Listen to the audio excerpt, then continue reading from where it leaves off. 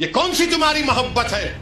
ये हमारी जमीन है, हमारी जायदाद है, अल्लाह के नाम पर इसका मालिक अल्लाह है। तुम हमसे छीनना चाह रहे हो। तुम्हारा दिल नहीं भरा 6 दिसंबर से? तुम्हारा दिल नहीं भरा दिल्ली की सड़कों पर हमारे खून की होली खेलने से? तुम्हारा दिल नहीं भरा हमारे बच्चों का एनकाउंटर करने से? तुम्हारा दिल नहीं भरा बुलडोजरों से हमारे घरों को तोड़ने से? तुम्हारा दिल नहीं भरा हमारे बच्चों के सरों से हिजाब खींचने से? तुम्हारा दिल नहीं भरा हमको इस मुल्क की शरीयत खत्म करने का कानून बनाया, अब तुम हमको हमारे वजूद को मिटाना चाहते हो। खुदा की कसम हम अपने वजूद को मिटने नहीं देंगे इंशाअल्लाह ताला। मेरे अजीज दोस्तों और बुजुर्गों, मेरी आपसे दबन गुजारिश है कि महाराष्ट्र के असेंबली इंतखाबात आने वाले हैं। मैं आपसे अपील कर रहा हूं, जो लोग वक्फ की जायदादों को बर्बाद करने आ रहे हैं, आप और हम मिलकर उनको इंशाअल्लाह बर्बाद कर देंगे सियासी तौर पर। मेरी आपसे अपील है कि मैं यकीनन कह रहा हूं कि इस महाराष्ट्र की विधानसभा में आपको इम्तियाज जलील को और मंजलिस के नुमाइंदों को भिजाना जरूरी है। तुम्हारी आवाज हो, अगर तुम्हारी आवाज नहीं होगी तो कौन आवाज उठाएगा? तुम नहीं देखते पार्लियामेंट में क्या हो रहा है?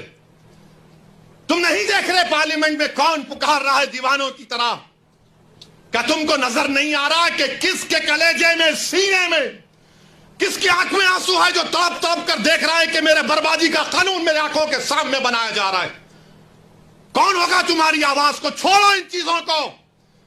कभी अपनों को भी तो अपनाओ, कभी अपनों को तो समझो। जो तुम्हारे लिए दिनों रात मेहनत कर रहे हैं उनकी आवाज बनाकर भिजाओ। यकीनन हराना है इंशाअल्लाह ताला, इन लोगों को हराएंगे इंशाअल्लाह ताला। मगर हराने का मतलब यही नहीं है कि तुम अपनी आवाज का गला घोट दो। तुम अपनी आवाज का गला घोट कर कैसे दूसरों के सर पर ताज रख सकते हो, मुझे बताओ? यह तो नहीं हो सकता मेरे भाई। तो मेरी आपसे गुजारिश है कि इस बात पर भी आप गौर करिए। हम लड़ रहे हैं। नरेंद्र मोदी दुनिया का सबसे बड़ा झूठा है और जालिम है। आसारे कदीमा कब्जा करके बैठा है। जैसा यह कानून बनेगा उसमें कब्रिस्तान भी है, उसमें मस्जिद भी है, ईदगाह भी है, जमीनात है। ये साई बोलेगा हम मालिक तुम आओ। ये आसारे कदीमा के लोग, ये हिंदुत्व के इशारे पर नाचने वाली कठपुतली है ये लोग। सेक्शन 3C आपको कह रहा हूं।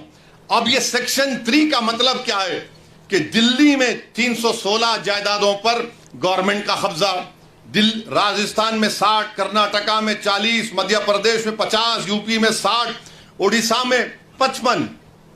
और सच्चर कमेटी में कहा गया कि दिल्ली के जो 123 जायदादें जो हुकूमत नहीं दी मुसलमानों को, 2007 में सच्चर कमेटी में कहा गया कि उसकी कीमत 7,000 करोड़ थी।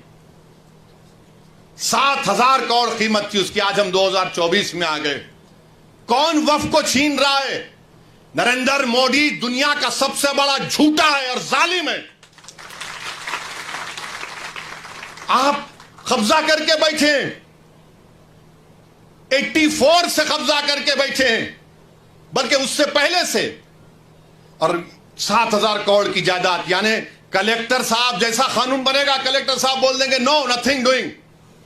ये 123 प्रॉपर्टीज जो 2007 में 7,000 करोड़ की थी, आज 2024 में शायद कम से कम 20,000 करोड़ की तो हो सकती है।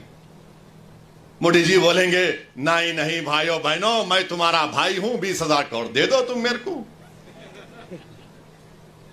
अरे आप अंदाजा लगाइए, सेक्शन 3C को निकाल कर ये कह रहे हैं। और फिर आप ये भी जानते हैं कि जब कलेक्टर बैठेगा, आर्कियोलॉजिकल सर्वे ऑफ इंडिया आसार कदीमा में दिल्ली में 172 प्रॉपर्टीज पर आसार कदीमा कब्जा करके बैठा है। जैसा यह कानून बनेगा उसमें कब्रिस्तान भी है, उसमें मस्जिद भी है, ईदगाह भी है, जमीनात है। ये साई बोलेगा हम मालिक तुम आउट। आपका यहां पर महाराष्ट्र में है, अहमदनगर में है, औरंगाबाद में आसार कदीमा के है। और आसार कदीमा के लोग बोलते, मोदी की तरफ से बोलते नहीं नहीं हम कैसा बचाएंगे। आसार कदीमा के कानून में शेड्यूल 6 है लिविंग मॉन्यूमेंट यानी जिंदा मॉन्यूमेंट है। बोलते नहीं नहीं आप लोग वहां पर वो मस्जिद में मदरसा खोल लिए।